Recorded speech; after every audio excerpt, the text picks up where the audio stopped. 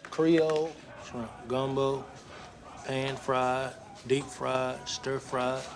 There's pineapple shrimp, lemon shrimp, coconut shrimp, pepper shrimp, shrimp soup, shrimp stew, shrimp salad, shrimp and potatoes, shrimp burger, shrimp sandwich. That's about it.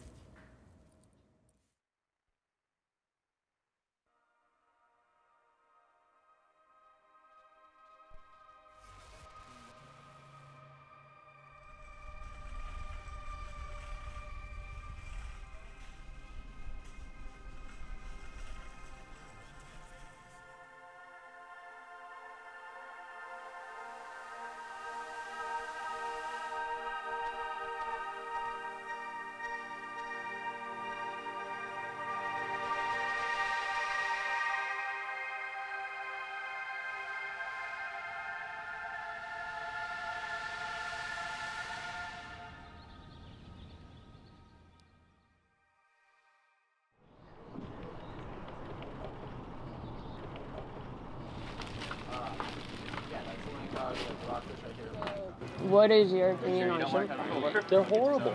Yeah. They take away, they're not healthy. Yeah. They put all these hormones and medicine, and then they live in their own filth. Yeah. Wild fish have all the systems that they need, and there's so many shrimp out there. Yeah. It's really a sustainable fishery, and so these people come in with farms, and then they lower the price, and they flood the market, and then the hard-working fishermen don't get a chance to sell their product, and then it gets replaced by this bland, regular, watered down, grown inland in filthy ponds shrimp.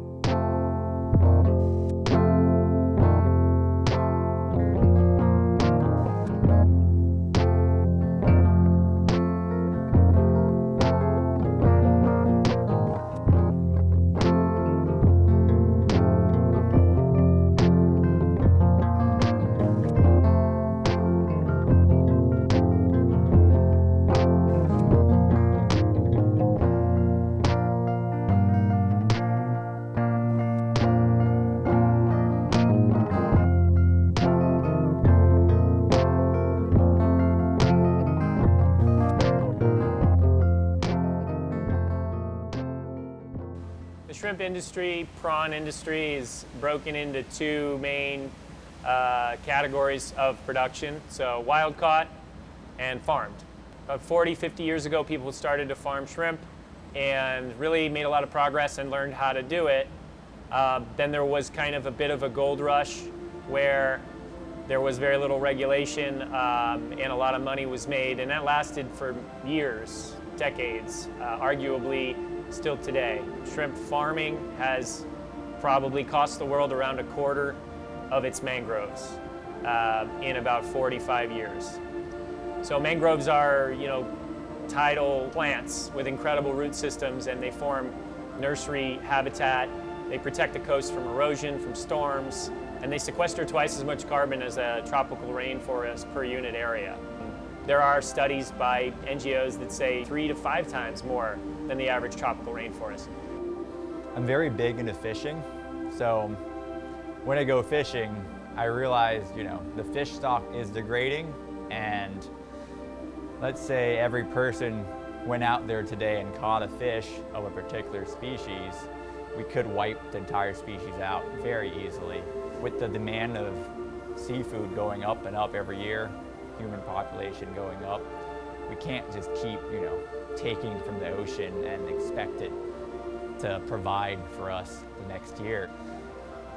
What I love is fishing, so I'm growing seafood to basically reduce the pressure on the wild population.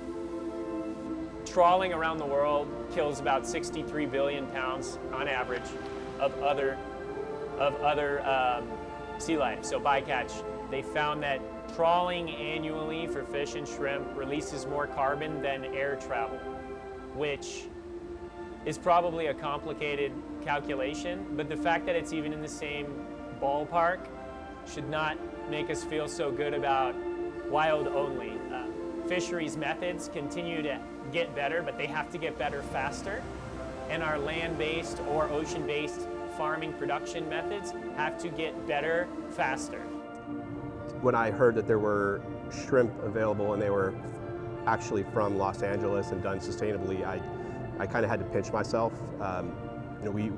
We never serve shrimp because, other than spot prawns and ridgeback prawns, which are very short season, they're not very readily available locally. So I was all about it. We could get the freshest product, same day, and we order it on 2 hours. 2 hours out of the tank. Out of the tank. It's like pulls it out. Yeah. Blast chills it and drops it over. It's like.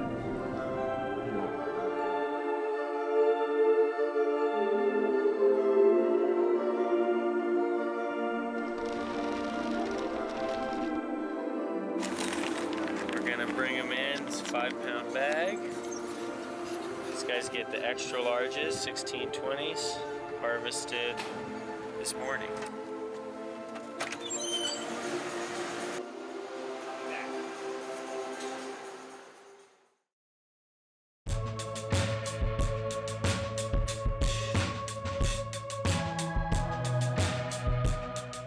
My name is Jeremy Fox, and you're at Birdie G's.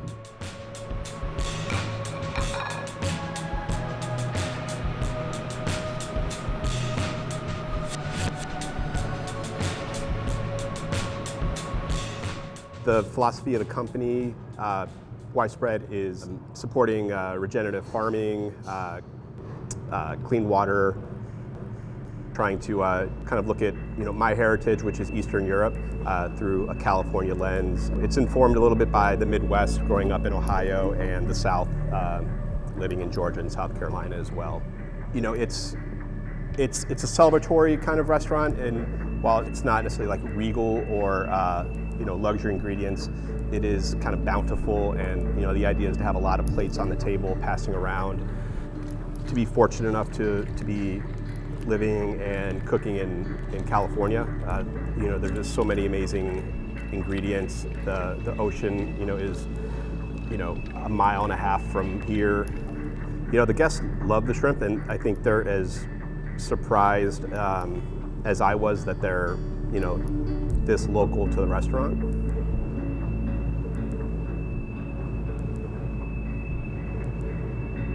We gave feedback. I know a lot of other chefs gave feedback, and the shrimp just kept getting better and better and better. It's just such a unique product.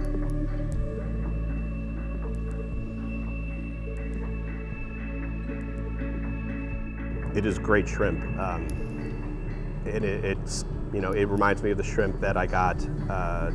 We would get just big crates of in Charleston, South Carolina, just 50 pounds at a time. They're that flavorful and pristine. We do like a take on a shrimp toast with a Newburgh sauce, so it's kind of like like a riff on a nostalgic continental cuisine. That's the one that we'll be making today.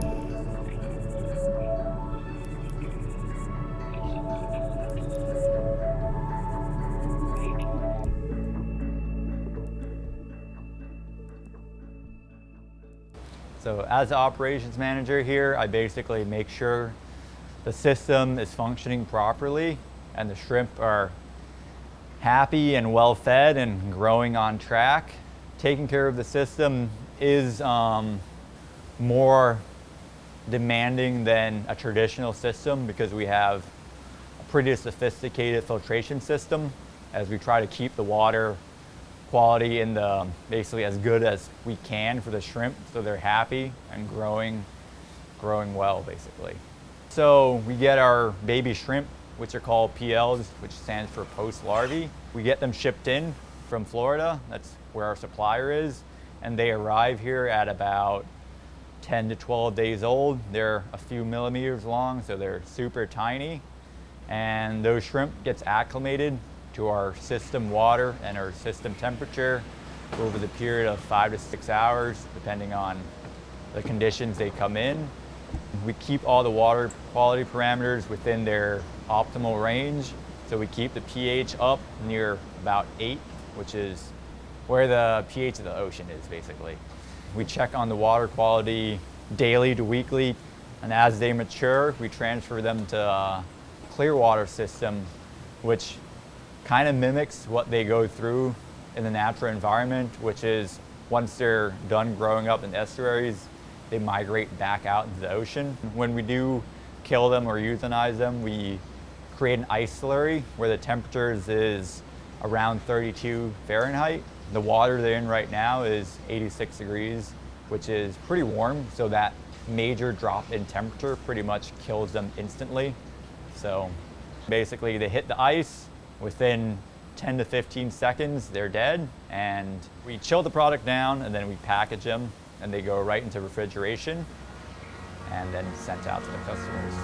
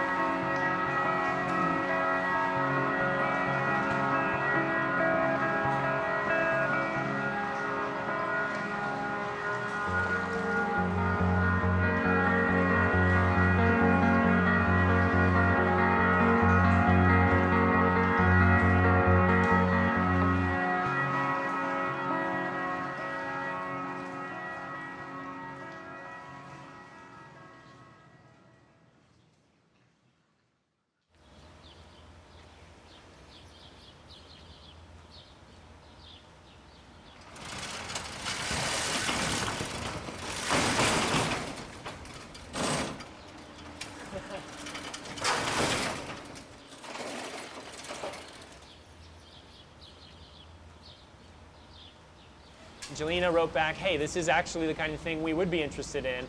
Can we send a chef to check it out?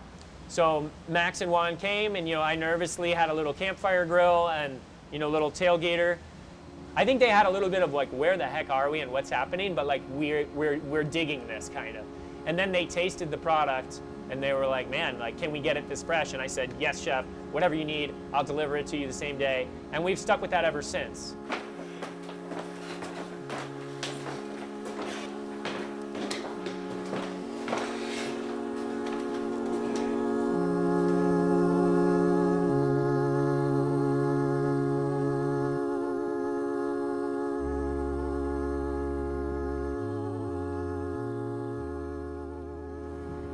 Yeah, my name is Juan Hernandez. I'm the executive chef of Jelena. I was a chef de cuisine, so I've always been in charge of, in the kitchen. Juan's been here since the beginning. Was the director of purchasing and essentially assistant to Juan.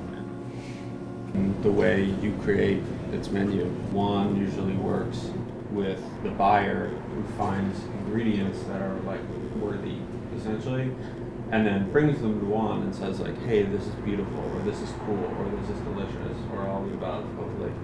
The first moment we tasted it, we realized that was one of the product that we will definitely use, and we will definitely like feel proud to have on our menu. A current dish that we have on the menu right now is the wood roasted shrimp. We're just using it from whole, like we just like devein it and clean it.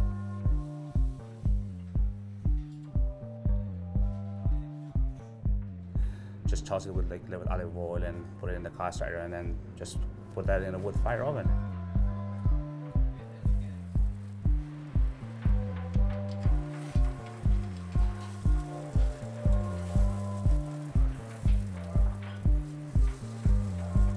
Just finish it with butter, the black garlic and fermented chili powder.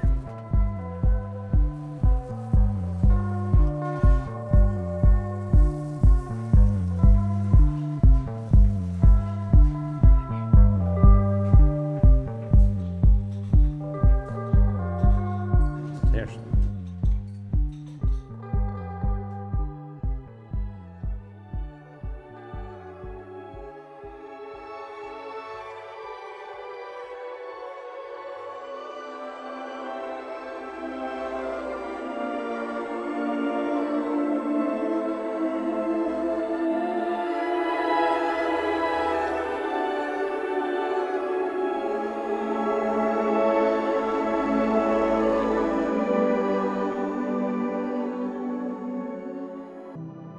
It's definitely our responsibility, my generation and yours, to do something, or else what? If somebody puts a crying baby on your doorstep, it's not your fault, but you're damn sure it's your responsibility to do something about it. And the crying baby on our doorstep is, what the hell are we gonna do? Wild fish are getting smaller, the earth is warming, storms are getting crazier, we have less protection from storms due to the farming. So I mean, it's not just shrimp fishing and shrimp farming, it's other fishing, it's other industries altogether.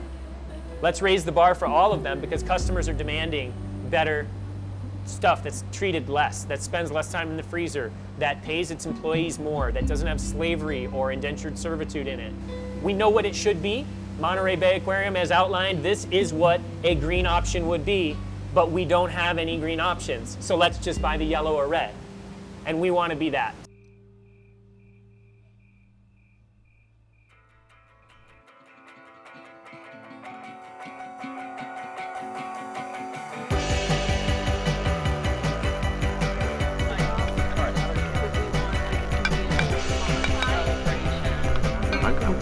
I'm gonna jump up. Yeah, feel free to eat. Really good?